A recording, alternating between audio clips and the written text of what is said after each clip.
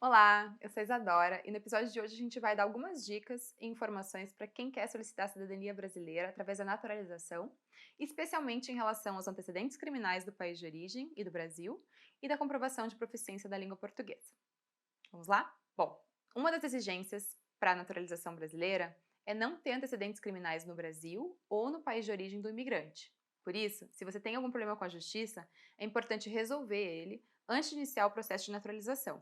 Caso você tenha algum processo criminal em andamento, sem que tenha sido condenado pelo crime, ainda assim é possível dar entrada na naturalização, pois a exigência da lei é a inexistência de condenação criminal.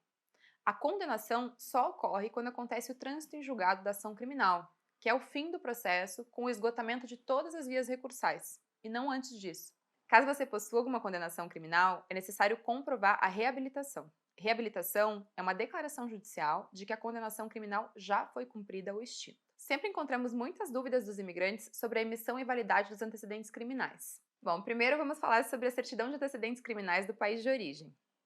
Para ter validade aqui no Brasil, a certidão de antecedentes criminais emitida em outro país deve passar por um desses dois procedimentos. Bom, o primeiro deles é o apostilamento, que é uma legalização simplificada de documentos para que eles tenham validade no exterior.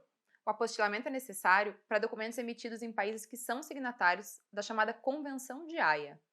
Cada país designou um órgão responsável para realizar o apostilamento, e você deve se informar qual é o caso no seu país. Para saber se o seu país é signatário ou não da Convenção de Haia, você pode olhar no site do CNJ. A gente vai deixar o link aqui na descrição do vídeo. O outro procedimento é a legalização consular ou consularização, que nada mais é que uma legalização do documento feita pelo consulado ou embaixada brasileiros no país em que o documento foi emitido.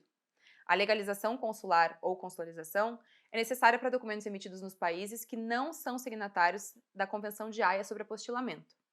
Nesse caso, você deve se informar com o consulado ou embaixada brasileiros no seu país de origem sobre como fazer esse procedimento. Depois de passar por essas formalidades, o documento deve ser traduzido por um tradutor juramentado brasileiro. Não são considerados válidos outros tipos de tradução. O tradutor deve ser juramentado aqui no Brasil e inscrito em alguma das juntas comerciais brasileiras. Lembrando que esse documento é dispensado para pessoas que tenham a condição de refúgio reconhecida e, em alguns casos, quando é muito difícil ou oneroso obter esse documento no país de origem, é possível entrar com uma ação judicial através de advogado solicitando a dispensa desse documento de forma justificada.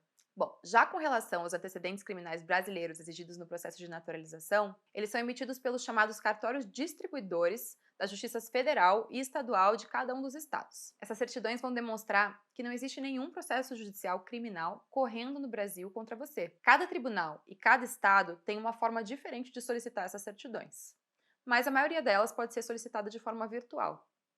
Lembrando que você deve apresentar certidões dos últimos 5 anos. Portanto, se você residiu em outros locais no Brasil nos últimos 5 anos, você deve solicitar as certidões de todos os locais por onde você residiu.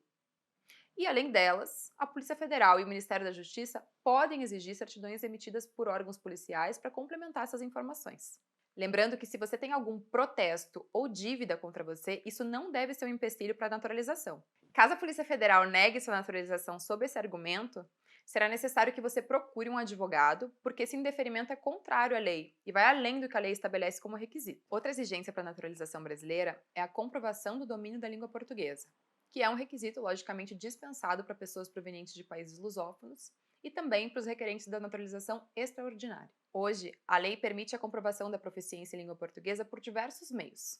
Alguns deles são o certificado do CELP-BRAS, emitido pelo INEP, e nesse caso tem apenas 2 exames por ano e é necessário ficar de olho nos editais. Certificado de graduação ou pós-graduação feitas em instituição brasileira, ou ensino médio ou fundamental através do exame ENSEJA, aprovação no exame da OAB do Brasil, diploma de curso de medicina revalidado no Brasil, e o que é mais acessível de todos, na nossa opinião, que é o certificado de curso de língua portuguesa para imigrantes, feito em instituição de ensino superior, e nesse caso o curso pode ser realizado inclusive online, mas é obrigatória a realização de pelo menos uma avaliação presencial.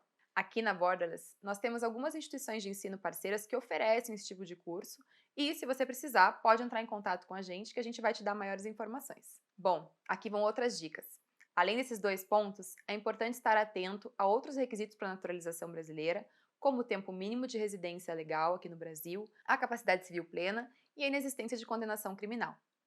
É importante também reunir todos os documentos necessários, como os comprovantes de residência, certificados de antecedentes criminais, certificado de proficiência na língua portuguesa, entre outros. Por fim, é importante ter paciência e persistência, pois o processo de naturalização pode ser demorado e burocrático e cheio de exigências. Mas, com dedicação, esforço e apoio de especialistas, é possível se tornar um cidadão brasileiro e desfrutar de todos os direitos e deveres que essa condição oferece dentro de um prazo razoável. Se você quiser saber mais sobre o processo de naturalização, sobre cidadania brasileira, imigração e legislação migratória, deixa aqui seu comentário ou entre em contato com o nosso time e se inscreve aqui no canal para continuar acompanhando os nossos conteúdos.